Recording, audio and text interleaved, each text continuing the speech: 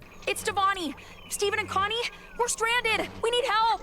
but only get static in return, like talking to a customer service bot. Silence, isolation, and the classic line from someone who's watched too many bad movies, "Don't leave me here." Audience mentally responds in unison, but they totally will. Like any decent sci-fi moon, the forest starts making weird noises. A branch snaps, a sinister whisper, and voila, an alien creature shows up, clearly not here for friendly greetings. Stevani does what any rational person would: run, trip, and run again. But then comes the realization, there's life here, which means it's not just weeds and nightmares. Where there's life, there's hope. Time to become Space Bear Grylls. With time and plenty of stumbles, Stevani learns to survive. Weird fruit becomes lunch, adorable creatures nearly become dinner, but mercy and guilt win out, and they decide not to eat the fluffy critter despite the hunger. Ethics over protein. One random night, lying under a sky that looks like a trippy concept artist went wild, Stevani has a dream that feels like interdimensional therapy. Dr. Maheswaran appears as a cold, commanding version of Yellow Diamond. Pink Diamond is emotional, bickering over a piece of planet like it's a fight over Wi-Fi. It's all a chaotic swirl of orders, tears, and the weight of a cursed legacy. Waking up hits hard. This planet has history, their history. It doesn't take long to find proof. A forgotten structure, part moon base, part diamond museum, symbols, markings, neon bright clues screaming Pink Diamond was here, like cosmic fan graffiti. The revelation, it's an old gem colony base. Turns out Stevani had been camping in the backyard of cosmic royalty, without even knowing it, and just as they're wrapping their head around the interstellar genealogy, a light streaks across the sky. Lars's ship is arriving. Finally. But of course, it's never that easy. A grotesque creature decides to crash their escape party, because every episode needs a good run or die moment, and they make it, barely. The forest, the trauma, the galactic survival show, all left behind. In the silence that follows, Stevani leans back and delivers that final line, the kind that begs for a somber musical cue. I think I'm ready to go home now. But we all know, that ready holds more scars than certainty. Stevani came back, changed, and honestly, after all that, who wouldn't be? Peace is broken by a loud knock at the door. Ronaldo bursts in, excited about a supposed discovery he made with his telescope. Though hesitant, Steven agrees to follow Ronaldo to the lighthouse, skeptical of what he might find. There, Ronaldo points out something unusual on the moon. With Lion's help, Steven uses the warp jump to travel to the moon base. Once there, he finds the Earth's barn mysteriously transported to the lunar surface, with the Meep Morp still intact, but no sign of Lapis. He hears a faint murmuring above and follows the sound, eventually finding her. Their reunion is emotionally charged. Lapis confesses she had planned to flee even farther away, but became distracted by the orb and stayed because of the loneliness. She shows him a monitoring orb, once used by the Diamonds to keep watch over colonies, admitting she'd been using it to observe Earth, not to spy, but out of longing and fear. Isolated, she hesitated to return, unsure if she'd still be welcome. Her trauma remains deep. Lapis sings That Distant Shore, pouring out her pain, nostalgia, and the struggle of reconnecting with the feelings she left behind on Earth. Steven grows drowsy, and as Lapis sings, he drifts off to sleep. During his slumber, he experiences a vivid vision. The Diamonds confronting Pink Diamond in the control room of the moon base. Blue and Yellow demand that Pink suppress the rebellion, urging her to take a firm stance. Steven awakens in shock, convinced that he's just witnessed a real memory involving the Diamonds and the base. When Steven recounts the vision, Lapis panics. Terrified at the thought of the Diamonds coming closer, she decides to flee once again.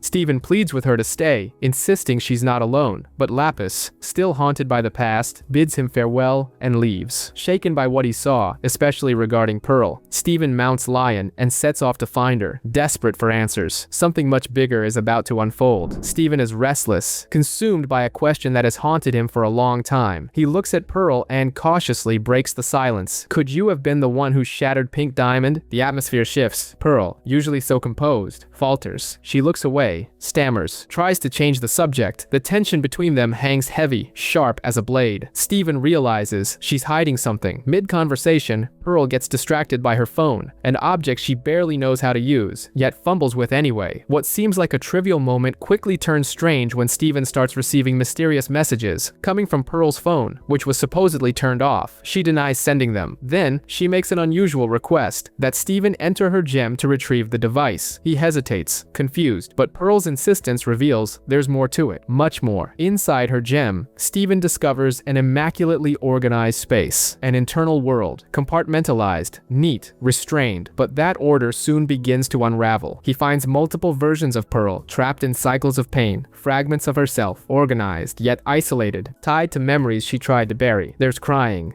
anguish, silent confession. Steven sees that Pearl is imprisoned by her own memories, a burden she's never shared. At the core of it all lies the truth, a hidden, repressed memory. Rose Quartz standing beside Pearl, but something is off. The so-called Rose reveals her true identity. She is, in fact, Pink Diamond. The scene unfolds like a staged drama, a plan to fake her own shattering. Pearl, devoted and silently complicit, follows through. The deception is sealed. Rose vanishes, but the truth remains locked within Pearl, a truth she was forbidden to tell. Steven returns, stunned. Everything makes sense now, but nothing is as he imagined. Pearl, calmer now, confirms what he saw. Steven isn't just the son of a rebel. He is the son of a diamond. Rose Quartz was a persona, the rebellion, the supposed shattering of Pink Diamond. It was all a masquerade, a plan crafted by Pink herself to escape the very system she once upheld. The impact of the revelation runs deep, not just for Steven, but for the legacy of the Crystal Gems. The hero who sparked a revolution never existed as they believed. In her place stands a complex figure, marked by painful choices and a truth buried for generations. And what once seemed like the end of a mystery becomes the beginning of a new journey. As they eat, they talk about Pink Diamond and all the lies. Steven finally breaks down. He's confused, hurt, relieved, and angry all at once. Amethyst asks how he's feeling, but avoids facing her own emotions. Steven notices. He pushes back. What about you? Amethyst doesn't answer. She shapeshifts into a helicopter and tries to fly away, but Steven's not letting her off that easy. He uses his powers to latch onto her, and the two end up arguing, literally flying in circles around their feelings. Things escalate until they crash into a water tower and fall onto the beach. There, the truth comes out. Amethyst admits she doesn't want to dump her issues on Steven like everyone else has. She says she's trying to be strong for him, that she refuses to be another problem on his back. Steven listens and drops a bombshell. I think you're the most mature crystal gem of all. Amethyst reacts with surprise, but in the end, the two burst out laughing, becoming one of the most genuine moments of the series. Suddenly, a hot tip. Kiki mentions seeing Greg up on Melancholy Hill with a crying red girl. Steven and Amethyst lock eyes. Ruby, time to move. Steven tries to focus on the present, leaving the past behind, or at least, that's what it seems. It's wedding day. Ruby and Sapphire are getting married, and everyone's involved in the preparations. Amethyst handles the flowers with gusto. Peridot contributes with her usual quirky flair, and there's a shared sense of joy in the air. But beneath the surface, old wounds still linger. Even so, they all choose to celebrate love. Each character reflects on their inner turmoil, as the song offers a moment of emotional relief. Pearl, still haunted by her losses. Bismuth, recalling the scars of war. Still, together, they try to believe in love, as a possible, if fragile, balm. The wedding begins. Ruby expresses how she once felt incomplete until she found in Sapphire a reason to accept herself. Sapphire admits that her future once seemed pre-written until Ruby rewrote it with love. They exchange vows and fuse once more into Garnet, not as a soldier, but as the conscious embodiment of a true union. The crowd is moved. For a moment, everything feels at peace. But that peace is shattered by the sudden arrival of Blue Diamond and Yellow Diamond. Their threat is immediate and undeniable. Steven tries to intervene, but they ignore him. The diamonds are here to judge. At the same time, the cluster stirs. Steven connects with the being in a dreamlike state and, through empathy, calms it. Instead of destruction, the cluster chooses to protect. A silent victory, won not by force, but by compassion. The battle begins. Blue Diamond strikes, and the crystal gems fight back. At that crucial moment, Lapis returns. She chooses to stand with her friends. Her presence is powerful, not just as strength, but as a courageous act. Amid the chaos, Steven tries something different. Transcending physical space, he reaches out to the diamonds on a deeper level and shares his truth. He is Pink Diamond, not a shadow, but the living continuation of that identity. For the first time, the diamonds falter. Faced with the revelation, there's a flicker of recognition. The moment turns intimate. Though Steven doesn't sing, his words are an emotional confession. He's confused, wounded, but willing to be honest. He doesn't have all the answers, but he knows he must accept who he is. Blue Diamond is devastated, shaken by Steven's presence, who reveals he was born from Pink Diamond's decision to abandon her former role. The moment is heavy with emotion. Shock, grief, and relief intertwine. Garnet watches silently, clearly uncomfortable. Amethyst seems lost in confusion, and Pearl, though shaken, remains mostly quiet. Blue gazes at Steven with tenderness and longing. The diamonds, confused and wounded, demand answers. Steven tries to make them understand. He is not Pink. He was born from her choice to leave that life behind. He carries her legacy, not her memories. But pain still lingers too deep. To prove he can be trusted, Steven takes the diamonds to see Centipedal. He had tried to heal her on his own, without success. With the combined power of Steven, Blue, and Yellow, Centipedal briefly returns to her original form, Nephrite. She recalls the final moments before the attack, bringing old wounds to light. Despite the breakthrough, the healing doesn't last. Steven believes the final answer lies with White Diamond. The moment her name is spoken, fear fills the air. Blue and Yellow hesitate. White is imposing, distant, almost mythical. Still, Steven decides to travel to Homeworld.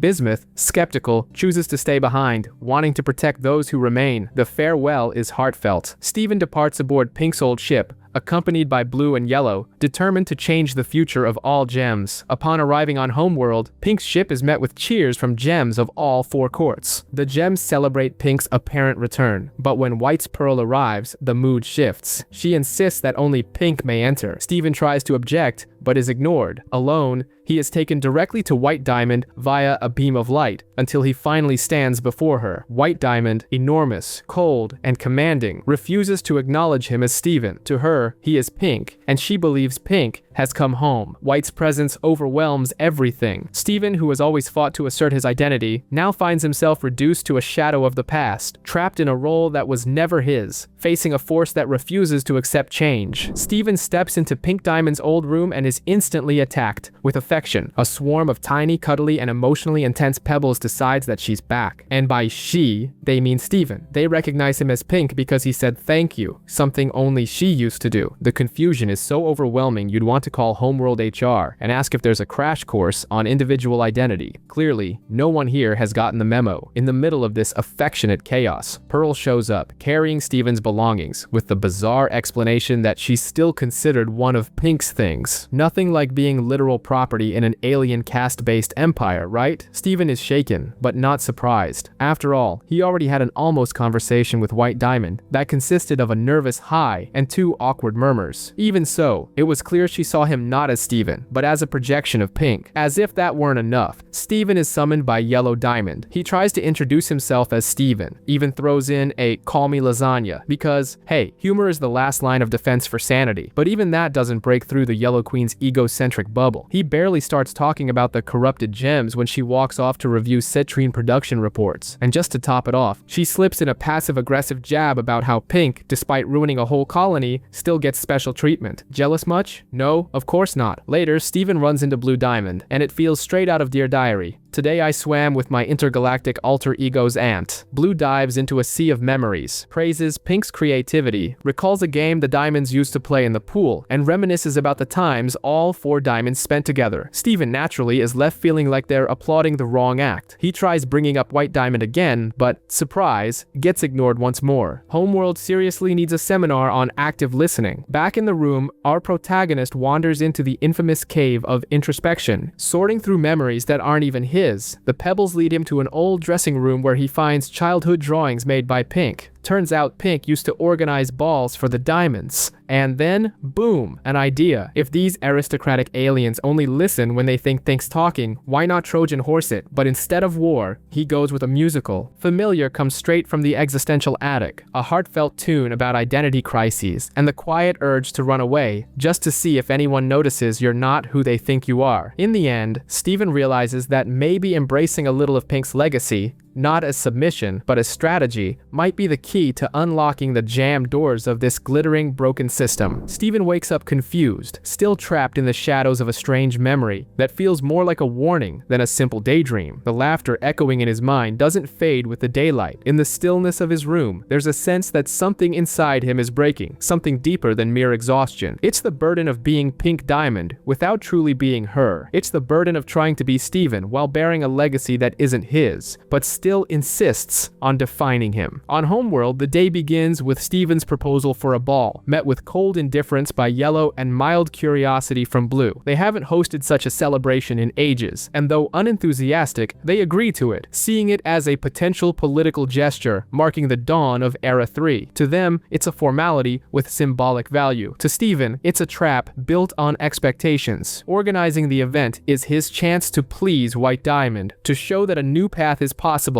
and maybe to protect Earth. But the system's rigidity begins to suffocate his every attempt to humanize the ceremony. Steven tries to innovate. He talks about balloons, real fun, colors, and confetti. The pearls react with confusion, bound by protocol. And yet, within that rigidity, one of them lets slip a spark of autonomy, hidden doodles, a flicker of individuality in a world of obedience. Steven sees it as a crack in the wall, a sign he's not alone in wanting change. But the illusion of control shatters when he suggests bringing his Earth friends to the ball. Blue Diamond imposes cruel conditions. Pearl may attend only as a servant. Amethyst must disguise herself to be deemed worthy. Garnet must cease to exist. The fusion, ultimate symbol of love and unity, is unacceptable. And under that decree, she unfuses. Ruby and Sapphire appear, now apart. Steven's pain is immediate. His family is fracturing to fit into a mold he never asked for. The ball begins. He dons the persona of pink like a suit of armor. He walks, greets, smiles with his lips, not his heart. White Diamond doesn't even show up. She sends only her pearl. Her absence speaks volumes. Disdain. Ignoring Steven is its own kind of answer. Then he breaks the script. He reaches out to Connie, and in the center of that glacial hall, they dance. Fearlessly, without permission. A small moment, but a massive one. When they fuse into Stevani, the silence explodes into shock. The impossible unfolds before everyone's eyes. Blue Diamond cries out for separation, but she's no longer the only voice. Garnet reforms. Opal joins the resistance. Two Jades from Homeworld rise in defiance. For the first time, the system is openly challenged. But Homeworld doesn't bend without a fight. Yellow Diamond strikes back. She poofs the fusions and imprisons Stevani. Rebellion will not be tolerated. What began as a hopeful dance ends as an act of war. Dialogue has failed. Now, the confrontation begins. Trapped in a metal cell on Homeworld, Steven and Connie face the harsh reality of isolation. Steven, trying to stay optimistic, explores every possible way to escape, from the window to his shield and bubble, even his phone. But nothing works. There's no way out. Even so, moments of humor provide brief relief, like when Connie admits she brought snacks before the prom. It's not much, but it's enough to soften the tension. Still, Steven begins to show the emotional toll of the situation, expressing frustration and guilt. He blames himself for coming to Homeworld, for believing they could reason with White Diamond, and for watching all the crystal gems fall. The pain grows deeper when he thinks of his dad, Greg, and how disappointed he must be to see his 14-year-old son locked away on an alien world. To Steven, this isn't just a failed mission, it's a personal failure. Connie, sensitive yet strong, tries to ease his pain. She reminds him of the real reason behind their journey, to save the corrupted gems. Their intentions were noble, but as they talk, Steven's deepest fear comes to light, of not being enough, of letting down the people he loves. His vulnerability pours out as he reveals his fears and insecurities. With no physical hope left, Steven turns to something more abstract, his mental powers. Maybe he can reach Bismuth, the last free crystal gem. Connie supports him, even if she's unsure. They settle down to sleep, hoping a psychic connection might be possible. In the darkness of slumber, Steven drifts into his mental space. He remembers Beach City, video games, donuts, his dad. From afar, he sees Earth. As he tries to approach, he moves too fast, losing control and briefly disoriented. But then, the chaos gives way to silence. In an empty void, he begins to sing. The song, "I'd Rather Be Free," echoes like a lament. Its lyrics speak of hiding weakness, of pain masked as strength, and the longing to be free, not just from his alien cell, but from the emotional weight he carries. Each verse is a quiet plea for liberation, both physical and emotional, marking a deeply introspective moment. After causing a scandal by dancing at the ball, Steven and Connie find themselves imprisoned by Blue Diamond, who demands an apology, but Steven, more resolute than ever, refuses. For the first time, he doesn't bow his head. He doesn't apologize for being who he is. It's a moment of rupture. The tension in the air is almost tangible. Blue is offended, yes, but there's something more, vulnerability, and by refusing to deny his connection with Connie, Steven plants the first seed of change. From that point on, everything escalates. Steven challenges Blue, not just with words, but with action, confronting her with the pain the diamonds have caused, even to Pink herself. He demands, how many times was she locked in that room? How many times did she cry alone? In the midst of this confrontation, the crystal gems are finally set free. The burden of the bubbles dissipates, paving the way for a powerful, liberating reunion. It's the breaking of chains, both physical and emotional, but Steven doesn't stop there. Freeing his friends is just the beginning. Soon, the crystal gems, stronger than ever, come together once more. With Peridot, Bismuth, and Lapis at his side, they form the mighty fusion Obsidian, a colossal embodiment of power power, unity, and acceptance. Together, they storm White Diamond's robotic body. It's the most epic moment in the entire journey, the peak of emotional strength transformed into action. Inside the robot, Steven makes one final plea, but White Diamond, cold and unyielding, refuses to listen. She erases the individuality of the crystal gems, turning them into submissive reflections of herself. She insists, Steven is Pink Diamond, nothing more. The atmosphere is oppressive, suffocating, almost dystopian. It's the supremacy of perfection, trying to crush every trace of humanity and difference. Then comes the climax. White tries to force Steven to conform, to reveal himself as Pink, but he breaks down. His pain, his confusion, it all erupts in an emotional collapse. And from the depths of that emptiness, the most powerful truth emerges. I am me. I always have been. In that moment, Steven is reborn, not as a shadow of his mother, but as someone unique. It's the resolution of the series' greatest conflict, the fight for identity. And that truth is so powerful, it even cracks the armor of the most rigid diamond. White begins to falter. Her icy facade crumbles. The masks fall away. The other diamonds, witnessing this, begin to change too. For the first time, they see the harm they've done. They recognize their mistakes, and they accept that it's time to take a different path. A path of empathy, not control. With the fall of the Diamond's authoritarian regime, Steven returns to Earth. What awaits him is warmth, love, and acceptance. Friends, family, and music. A concert celebrates not just the hero's return, but the new era he helped create. The music echoes a clear message. Diversity is strength, love is resistance, and changing your mind can be the first step toward changing the world.